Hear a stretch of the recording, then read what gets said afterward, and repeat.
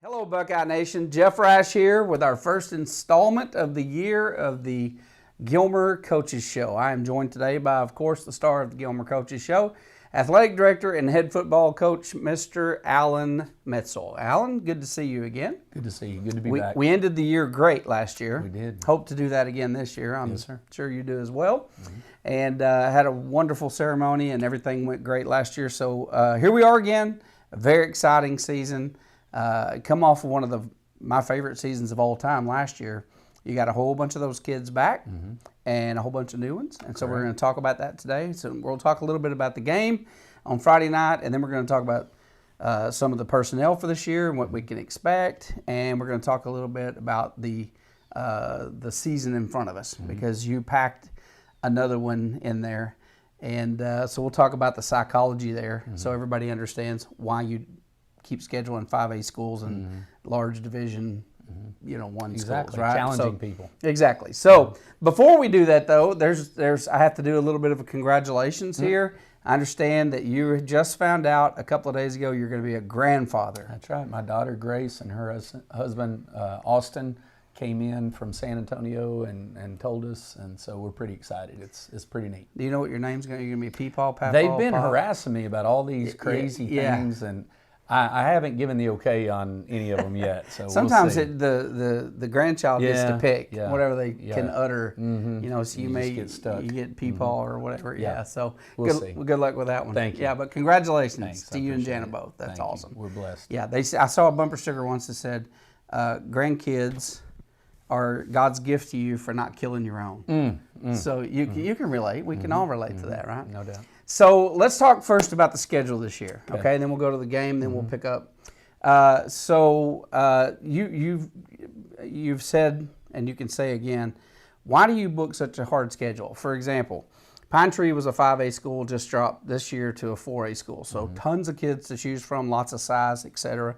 Good football team. They were a good football team. Made the playoffs last year in 5A Division II. No small feat by any measure. This next year, we've got the same lineup that we had last year in a row. We've got Chapel Hill, followed by Kilgore, who beat Carthage the other night, and they've got a lot of their starters back. Great defense. I mean, they're a good team again. Right. Followed by Lindale. By the way, Chapel Hill, Kilgore, Lindale, all ranked in the top 6. Yeah. In big school. Exactly. In Division I. So they're bigger than we are, and they're still ranked in the top of the class in there. Then we're going to go down and hit Brenham, which is a 5A school down in Huntsville, and then we go into district play. So what do you ever worry about either public opinion, playing these big schools that you're taking a chance of losing, or demoralizing your kids or your coaches? When I don't know, as a coach, do you want to schedule a bunch of people who you can beat and build up confidence, or is it best to do what you've done and load the schedule up and really push the kids and challenge them? What's the psychology there? Well, I think there's different scenarios for wherever your program is. If you were a coach maybe that's coming in and hadn't been in a program for a while and you're trying to get the program started, you wouldn't schedule the juggernauts, because you're trying to create excitement, you're trying to create success, you're trying to prove, hey, we've done this before, or we haven't done this before, this is what we're trying to do.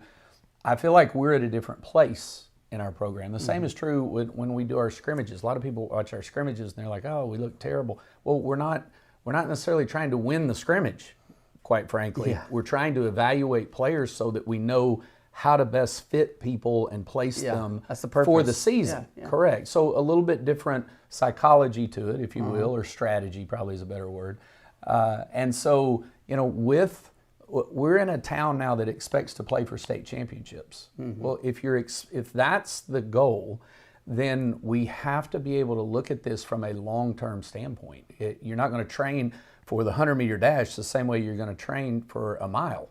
You're not going to train for a mile the way you would a marathon. So to play 16 weeks and to play extremely high-level games week after week after week later in the year, you have to be able to put yourself in a position to find out where you are and have time to fix that. I think that played out last year. Yeah. People saw that. It played out very well, yeah. It doesn't mean that the goal is to, well, it doesn't matter if we win. You know, it's not, I don't see these things as like scrimmages. You know, we're very disappointed that we lost the other night. Yeah. Very disappointed. Feel like we should have won. Well, we didn't take care we of kind some of areas. handed that one to them. Some mistakes, Yeah. no doubt. So, you know, I don't want someone to misunderstand what I'm saying here. What I am saying is that if we're playing really, really good competition, it's going to force us to play at a higher level. It's going to force us to recognize where we're not as strong, where we've got to develop depth, where we've got to be sharper, scenarios in the type coaching, the level of coaching, the way people game plan, et cetera. It makes you sharper. Yeah. And so now you go into your district with a different understanding of who you are, and then you can start working on that. Then the playoffs start. As opposed to, you know, maybe you're playing some teams that are okay, and, you know, you beat them by 60 and 70, and people pat you on the back and say, oh, this is the best team we've ever had in Gilmer, and they're all on social media is wonderful. Well, honestly, that happens, and the whole time as coaches, you're freaking out. You're going, no, don't tell them they're that good, you know, because we're not. But they don't believe that, you know. Yeah. So, and you're not finding out the areas where you're not strong, quite frankly. Yeah. And so you get into a week 1 or 2, or, you know, you play a center in week 1, you can lose that game if you're not sharp. You know, if you play week 2 and you lose. We had battles every game. Absolutely. So this forces us to get better quicker. Now, that means that the plus minus on our ability to make a mistake or mistakes in a game, if we make a few, it can cost you the game. Yeah. You saw it the other night because they're good enough to do that. Yeah. And they did a good job, and congratulations to them. Jason Bachman's doing a great job, and I hope they have a great season. But you don't have leeway where, okay, well, we made that mistake, but it doesn't matter. They can't beat us anyway. You know? No, they can. Well, there's a lot of coaches that their winning record is, or ego, whatever you want to call it, is way more important than that. Than the long game. You're playing a long game. Correct. Your coaching staff, and I know this group. Right. You play the long game. Correct. So you don't mind throwing your reputation out there and having to listen to public opinion, because people, and keyboard warriors. Sure. And by the way, folks, if you see people out there typing ignorant things, just please correct them and help them. They don't know better. But we're playing some powerhouse teams. And the fact that you guys don't care, not that you don't care, it's not the wrong word. Right. You want to win the game, sure. But the fact that you're more interested in the development to win in the playoffs. That's right. Instead of you're sacrificing your overall record. Yes. You know, for the wins. And you've been to state 4 times. Three times. 4. Okay, so you've been to state 75% as a head coach. 75% of the years that you've coached, you've been to state, and you've won 25% of the time. Anybody in the world would take that record. I mean, if you could stop right now, if you just retire, you have the best record overall. I mean, if you're measuring by state championships and state championship appearances, right? So I love the fact that you play this game. Do I want to go play Chapel Hill and Kilgore the next 2 weeks? No, I don't. I really don't. As a fan, I don't want to. I want to go beat somebody else up, you know, and hang 60 on them. Yeah. But do I know it's best for long term? Right. Absolutely. So I applaud what you're doing. I love the strategy. I think you should keep doing this. Play anybody you can. 4A, Division I, 5A schools. We played a 5A school last year and, you know, came out on top. So, but we just watched the team get better and better. I did notice that. Let's talk about Friday night. Okay. Last year, it seems like we started out first few games, we had conversations about special teams struggling a little bit, leaving gaps. You know, we saw some of that. In fact, that's how they won the game, in my opinion. You know, the punt return and so saw that struggle again Friday night, right? And then last year, early on, we saw the defense struggle.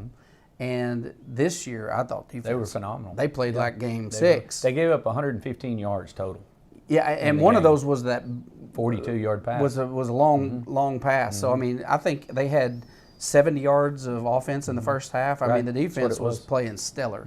So Defense this time looked really good. Offense looked like they were having trouble getting momentum. erratic. So talk to us about what you saw Friday night, and what was good, what was bad, where what can we expect? Well, you've already started in that direction. Obviously, last year we were real young. We knew it. We had to end up making some scheme changes and so forth on the defense. A lot of those guys have come back. I feel like our defensive line is as good as we've ever had. Yeah. They really. We're going to talk about that here in a minute. Lots of potential. Lots of potential. Just really tough, really strong at the point of attack, which makes everything else better. If your D-line's good, then you've got a chance to be pretty good. Yeah. So tremendous job by them the other night, and I expect that moving forward. Offensively, we're replacing 7 starters. And 7 really good starters. Yeah, really good. Yeah. And we have guys that have played, and I've said that, and are talented, but they haven't been the guy yet. Yeah. Where you're the guy, you're having to make the run instead of Will Henderson. You're having to make the catch instead of Tarek Tate. You're having to make the block instead of Aaron Bell. Yeah. I can keep naming names. And that just, there's a maturation amount of time that maturation takes to come to fruition. And so we're there. Some people, they struggle with, okay, well, what about Caden and Brady and that sort of thing? Why did Caden not play very much the other night? Well, Caden hurt his hamstring this summer, and to the point where he was limited. I mean, he could do almost no practice for several weeks. Yeah. And so got no practice reps, the conditioning, the timing, all of that. Yeah. Plus, you don't want to get him injured in a game that doesn't matter. Exactly. Well, you don't want to put him in a position where you're asking too much and he re-aggravates it. And so he ended up, we had him on kind of a number rep of plays. He played some special teams. He played some offense. He played some defense.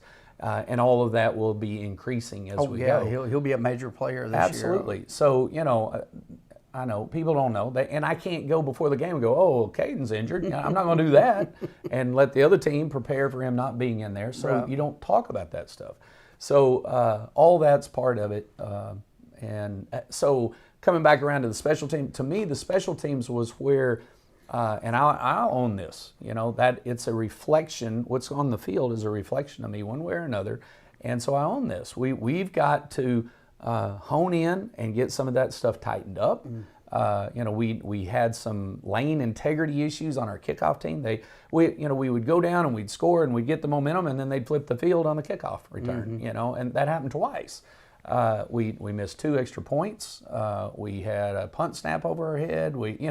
That there was a series of things that took place that put us in a position where we couldn't make up the difference because we were a little erratic on offense to overcome it. And yeah, you held them to low score. We did. I mean, until the end of the fourth quarter, it was only 15 points. Right. And again, that was a 5A school in the playoffs last year.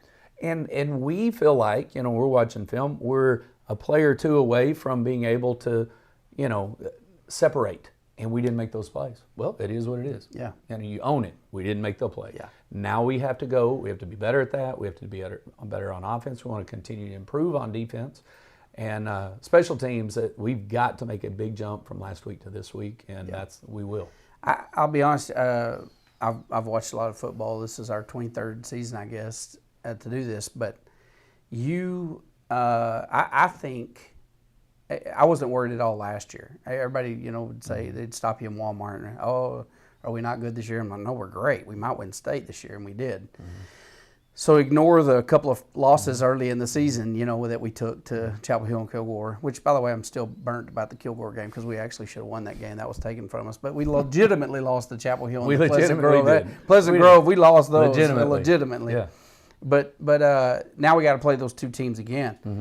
You may not want to hear this. It wouldn't shock me if Buckeyes started this season. Well, let me say this first.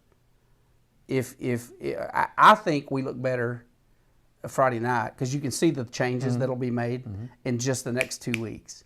I mean, you can already see, okay, they're going to tighten that up because we've watched a lot of football. Yes. So we can already see it. And when you look at it, you go, okay, if you tighten that up and fix this and move this guy, it's like they were doing with the defense last year. You can already see, holy cow, the defense is already there. Now they're going to fix these few little things on special teams and the offense.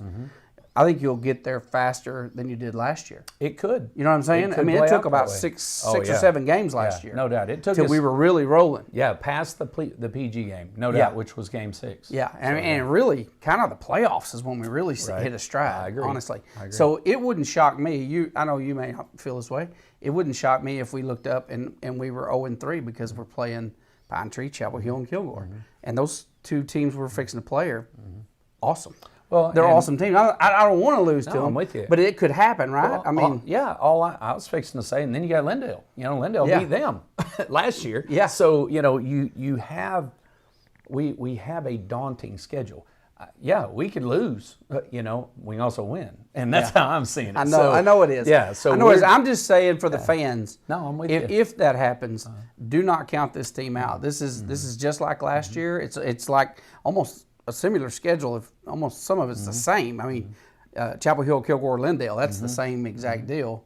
And then you got a 5A thrown in there at the same time you did last year. The Walnut Grove. So almost the same as last year. Very similar. And so whatever happens, but we'll roll into the district, and I expect you to probably win the district championship.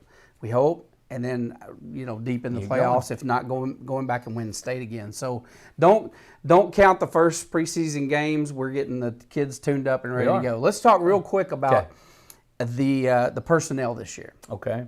You have a lot of options at the quarterback position because you don't just have the 2 everybody's talking about. You actually have a third young man that's pretty outstanding. He's young, but he's pretty outstanding. So you've got choices there, right? Right. So you have Caden Tennyson, who's returning All-State quarterback. You know, he started the last 2 years. Caden's very talented at a lot of things. And so we plan to use him in a lot of things. You have Brady McCowan, who moved in. Brady has had some injuries and so forth in the past. He's got a lot of talent as well. You also have Zade Taylor. Yeah, he can sling the ball. He can sling it. Yeah. You have Zade Taylor, who you mentioned. He was our freshman quarterback last year. And a very athletic Chris Boyd and DeMarco Boyd's cousin. You know, a lot of good genetics there. A lot of savvy. But, you know, he's young and still learning and got a learning curve. But a good baller. He's a ball player. He's a ball player. You know, to me, I see as the year goes. You know, you remember back in 2014 we had McLean Carter and we had Blake Lynch, who had unique skill sets. And so people don't need to be looking at it as he's playing and he's the backup, or he's playing and he's the backup, or they took him out because he's not playing good, or no, we have 2 really great talented players, and we're going to use their skill sets depending on who you're playing against, who we're playing, where in the game, what we're trying to accomplish. You know, like I mentioned, with Caden is so varied in the things that he can do, a lot like Blake. You know, and wouldn't you almost rather have him as a corner than a quarterback? I want him in multiple things. That's what I want him. If I could clone him, it'd be great. I know. But, he can play corner. He can play receiver. He can play running back. He can play quarterback. Yeah. And so he and I, this summer, we sat down and watched the West Orange Start game, 2014 state championship, and I'm showing him, hey, here's Blake at receiver. Let's see what he does. Here's Blake at quarterback. Look what he does. Here he is at running back. Look what he does. Here he is playing corner. In the state championship game, he ended up being the offensive MVP of the game. Yeah, I remember. And I was saying, I want you to see, in losing some of the people we lost last year, you've got a skill set where we can manipulate multiple things. Yeah. And so for them, it's not the easiest. You did it with Bell last year on the defense. We did. A lot. You moved Bell all over the defensive field. line, linebacker, fullback, inside, outside. That's right. I mean, he could. Yeah. Running back, fullback. Yep. You want to make sure you're not putting too much on them mentally. But at the same time, you want to be able to get the most out of the blessings that they've been given. Yeah. And so anyway, that's your quarterback group. Receivers. Mm-hmm. I'm going to say something. You may disagree or agree. I think this is going to be the best receiving corps we may have ever had. I know we lost Tarek, and that's a loss. But you've got a bunch of boys back, and a bunch of them grew. Yes. Like, you look at Micah. You think about Micah, you think about Jeremiah out Brendan there. Webb, you got Solomon Jackson. Taj Manson. Trace Haynes. We really have got a list of guys with a lot of athletic ability. Yeah. And now some of those guys haven't been the guy. Yeah. Obviously B. Webb has. But some of those other guys, they just need reps. They need, you know, you're Brendan gonna have, Webb's go. He's he's gonna be. he's a dude. He's gonna. This will be his year. I mean, an unbelievable guy. No doubt. So you're good there. I think you got lots of choices at quarterback. You got great receiving squad. You lost Will Henderson, but you're replacing him with somebody that was on the record-setting 4x100 relay with Will Henderson in Butler. True Butler. And he can run. He can. He can run. Yes. So you still got tremendous speed, like 10.5, 10.6 speed in the backfield, which anybody would kill to have, right? No doubt, yeah. And so you got a really good secondary. Your kicking game, which last year, I mean, he was one of the top scorers in the nation, right? Braden led the nation in scoring. But look how big he is now, playing linebacker and led the nation in scoring and kicking. So that's going to be, you know, a highlight this year for us. He's hit some 60-yarders out there in practice. I know the kid can kick, but he's also got huge, and he's sitting there at linebacker, and he's gotten really aggressive. And so you're looking good there. So I wanted to jump past all that because we always have good skill kids, and we always talk about those skill kids. But we're never big. Like we don't ever have. We're never the size. Typically, we're not. It's always Carthage. They bring the hosses, and then we have to try to figure out how to use our skill. This year, we got some size. Talk about the size on both sides of the ball. Well, you've got, you know, on the offensive line, you have Cano, who's 6'3", 300. You've got Felipe Rocha, who's 6'3" or 4", 290. You know, Chance Walker's not real tall, but he's about 280. You know, so you've got some girth there. And then you have, depending on, you know, being able to square it away with UIL and getting all the waivers and stuff. If we add Ismail Kamara in there, he's one of the largest humans I've ever seen. So 6'7", 350. He's a big man. Then on the D line, you've got Tyler Hagler. He's 6'1", 6'1", about 320. Davion King, 6'2", 265. Trey Lee, 6'3", 225. You know, we've got some size. Guys are massive. And that has been a real godsend. And in trying to match up with some of these teams that have had some really large humans.